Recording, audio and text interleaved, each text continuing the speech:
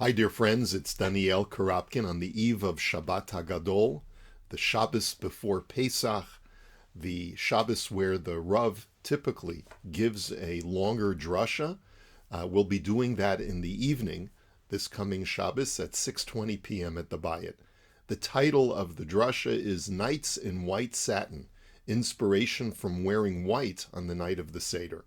And while I'm not going to go through the entire drasha now, I'd like to invite you to join me. I'll just let you know what topics we'll be covering over that drasha tomorrow, Be'ezrat Hashem. The first thing we'll be talking about is noting the 4 times in our lives when we wear white or we wear a kittel to an event in our lives.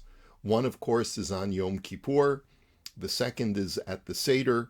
The third is under the chuppah, where both bride and groom wear white.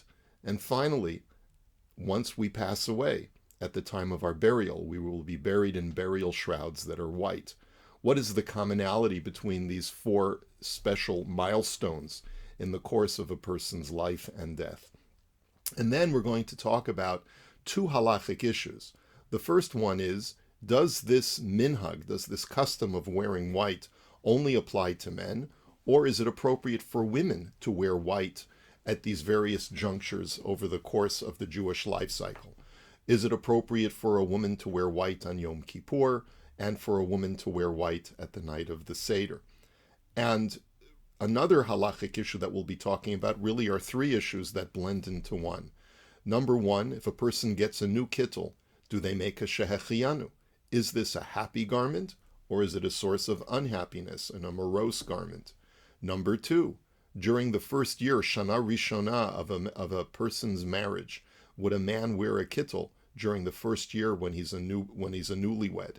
And that'll depend upon whether this is a happy garment or an unhappy garment.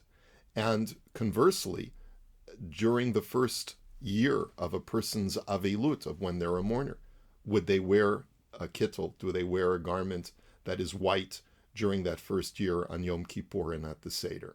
These are all interrelated questions. And we'll then talk about 12 reasons that I would like to present as to why the commentaries say we wear white on the night of the Seder, and on the period of Yom Kippur, it's a sign of purification, but it's so much more. And what is the connection between Yom Kippur and Pesach, that on these 2 days we wear white? And the last thing I'm going to be talking about this Shabbos is the fact that I had the privilege to be for just about 48 hours in Israel this past week, and some reflections from Eretz Yisrael, and how we can take inspiration from the fact that we wear white on the night of the Seder and apply it to what our attitudes should be as to especially what's going on in Israel today. Thank God we have so much to be proud of over the nation of Israel today in the land of Israel. Just this past week, when the nation pulled together and said enough with the breaking apart, enough with the civil unrest, enough with the hafganot, with the protests, we need to come together as a people.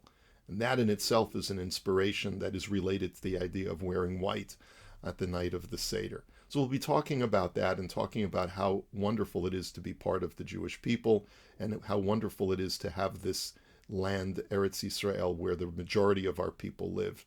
I look forward to seeing you if you're able to attend. If not, enjoy your Shabbat HaGadol wherever you are. Listen to a drasha. Take words of inspiration with you to your Seder. Wishing you and your family a Chag Kasher V'Sameach. Shabbat Shalom, good Shabbos.